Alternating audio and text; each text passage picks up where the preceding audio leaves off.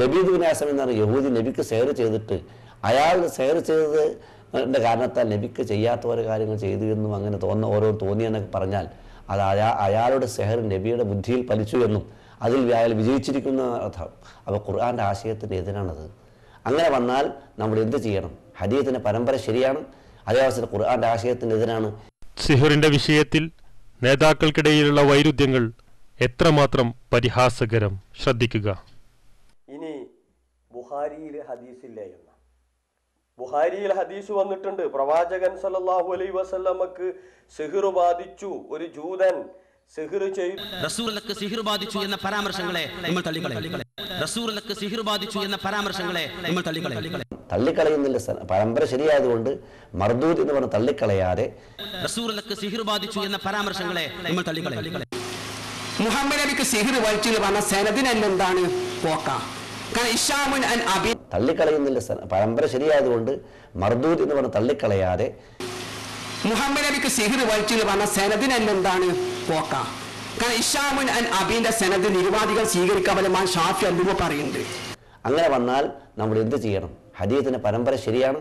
അങ്ങനെ വന്നാൽ നമ്മൾ എന്ത് ചെയ്യണം? ഹദീസിന്റെ പരമ്പര ശരിയാണ്. അങ്ങനെ വന്നാൽ നമ്മൾ എന്ത് ചെയ്യണം? ഹദീസിന്റെ പരമ്പര ശരിയാണ്. ഇനി ബുഖാരിയിൽ ഹദീസില്ലേ എന്ന ബുഖാരിയിൽ ഹദീസ് വന്നിട്ടുണ്ട്. പ്രവാചകൻ സല്ലല്ലാഹു അലൈഹി വസല്ലമക്ക് സിഹ്ർ ബാധിച്ചു, ഒരു ജൂതൻ സിഹ്ർ ചെയ്തു. അള്ളാന്റെ റസൂലിന് വരെ സിഹ്ർ ബാധിച്ചിട്ടുണ്ട് തുടങ്ങിയുള്ള ഒരുപാട് ആരോപണങ്ങൾ, അതിനൊക്കെ ചില വാറോലകൾ തെളിവുദ്ധരിച്ച് ആളുകളെ ഇപ്പോ വശത്താക്കുന്ന പണിയാണ് വേറെ ഒരു ഭാഗത്ത് നടത്തുന്നത്. നോക്കൂ, നിങ്ങൾ നബിക്ക് സിഹിർ പറ്റി തോന്നലുണ്ടായി എന്ന് പറയുന്നത് ബുദ്ധിക്ക് നടക്കാത്തതല്ലോ. എന്താ കാരണം?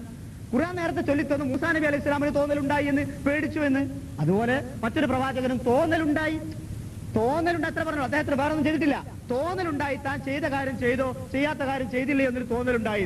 അത് മാനുഷികമാണ്. ഇദ്ദേഹം മനുഷ്യനാണ്, മലക്കല്ല. മറവി സംഭവിക്കാറുണ്ട്, എറിഞ്ഞ് മേല് തട്ടിയാൽ വേദനിക്കും. അതുപോലെ ഇദ്ദേഹത്തിന് ഇതുണ്ടായി, ഒരു കുഴപ്പമില്ല, സംഭവിക്കാവുന്നതാണ്, ഉണ്ടാവാം ബുദ്ധിപരമായി. നബി സല്ലല്ലാഹു അലൈഹി വസല്ലമക്കെതിരെയുള്ള ഒരു കപടൻ മാരണം ചെയ്തതിനാൽ തിരുമേനിക്ക് യാഥാർത്ഥ്യ വിരുദ്ധമായ ചില തോന്നലുകൾ ഉണ്ടായെന്ന് സ്വഹീഹുൽ ബുഖാരിയിൽ ഹദീസ് നമ്പർ 5763 റിപ്പോർട്ട് ചെയ്തിട്ടുണ്ട്. അദ്ദേഹത്തിന് വേദന അനുഭവപ്പെട്ടു എന്നും ആ റിപ്പോർട്ടിൽ സൂചനയുണ്ട്. നബി സ്വല്ലല്ലാഹു അലൈഹി വസല്ലമക്ക് വിശ്വസ്തരായ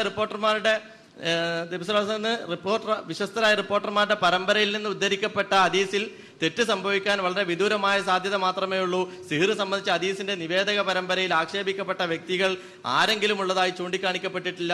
ഒരു ഹദീസ് വിശ്വസ്തർ മുഖേനയാണ് ഉദ്ധരിക്കപ്പെട്ടതെങ്കിൽ നമുക്ക് വ്യക്തമായി ബോധ്യപ്പെടാത്തതിന്റെ പേരിൽ അതിനെ തള്ളിപ്പറയുന്നത് നമുക്ക് ദോഷമാകാൻ സാധ്യതയുണ്ട്. നബി സല്ലല്ലാഹു അലൈഹി വസല്ലം യഥാർത്ഥത്തിൽ പറഞ്ഞതോ ചെയ്തതോ അവിടുത്തെ ജീവിതത്തിൽ സംഭവിച്ചതോ ആയ ഒരു കാര്യത്തെ നാം തള്ളിപ്പറയാൻ ഇടയാക്കുന്നത് ഗൗരവമുള്ള